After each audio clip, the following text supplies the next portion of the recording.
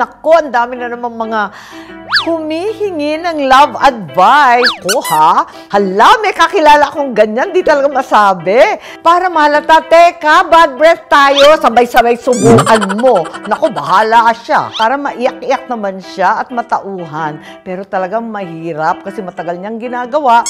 Bantayan ninyo ng todo-todo. Ganon. Mapusong araw, kumusta na kayo dyan? Naku, ang dami na naman mga humihingi ng love advice kung ano-ano mga problema, nasaktan, niloko, nagdududa, nagtatampo. Naku, walang katapusan. Kaya, umpisahan na natin. Galing kay Maribeth. Super ate, mag 1 month na kami ng jowa ko, hindi ko naman masabi paano ko sasabihin sa kanya na may bad breath siya. As in, malalay. Baka kasi ma-offend siya. Ko ha? Hala, may kakilala akong ganyan, di talaga masabi. Naku, talagang struggle. Pag nag-uumpisa pa lang kayo na magtapatan. Pero, kinakailangan mag-level up yung relasyon at yun, mag-open up. Kung natatakot ka, yayain mo muna kaya na mag-toothbrush sabay-sabay after eating kasi maraming bawang kuno. Tapos, sabihin mo, magpa-check up. Kung talagang makulit at ayaw, ayan, lagi mong binibigyan ng mga mint candy kuning-kuning after eating para mahalata, teka, bad breath tayo, sabay-sabay subukan mo. Naku, bahala siya. Ganon. Eto naman si Rowena. Ayan, may sinagot po kasi akong manliligaw ko. Ang bait niya, tampogi sa picture. Ayaw niya makipag-video call. Tapos nung nag-meet na kami, iba pala yung itsura. Nabudol po ako, super ate. Anong advice nyo? Kaloka! Budol ka, ate girl. Isa kang biktima ng catfishing. Yung gumagamit ng mga picture ng mga pogi, magaganda, manlilin lang pala ng tao. Parang ng re-remini, tapos sa personal, iba pala. Naku, masama yan. Kung ako sa'yo, sabihin mo ng totoo, Rowena, no? Total, straightforward mo siya, sabihin mo, linoko mo naman ako, hindi kita type, block, ganun. Galing naman kay PJ, super ate, inis na inis po ako sa kapatid ko. Lahat ng damit ko, ginagamit niya, nagpapapicture, tapos pinopost. Naaagawan tuloy ako ng pang-clout ko.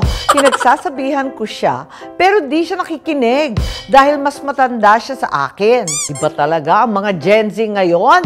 Dapat may i-upload ka rin sa social media from time to time. Kung ako sa'yo, agawin mo lahat ng pinaka-paborito niya, yung pinaka-precious niyang outfit, yung earrings niyang bongga, tapos yung mga relo, mga gingging, lahat yan, isuot mo.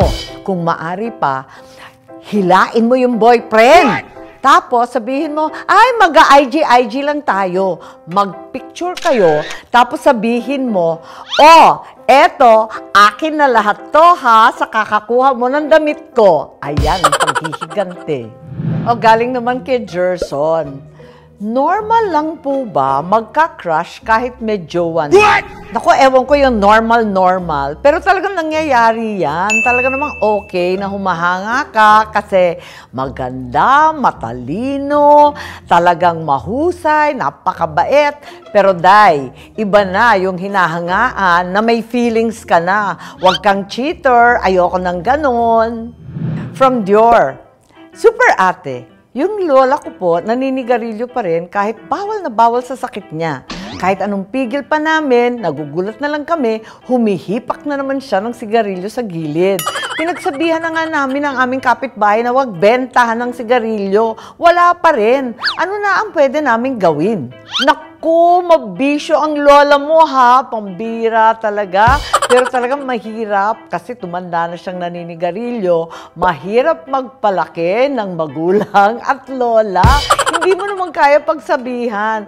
Siyempre, ikasabot na lang yung mga kumarin niya, yung mga nagtitinda na hindi talaga pwede, bawal. Ano kaya kung sabay-sabay ninyong i-confront ang lola, ang mga kumarin niya dyan sa tindahan, yung kapitbahay, lahat kayo, pati magulang mo, pati mga kapatid nyo, at kausapin once and for all, i-confrontation ang lola na wag na ninyo gagawin yan kasi mawawala kayo sa mundong ito at mamimiss ka namin. Ganun. Para maiyak-iyak naman siya at matauhan. Pero talagang mahirap kasi matagal niyang ginagawa.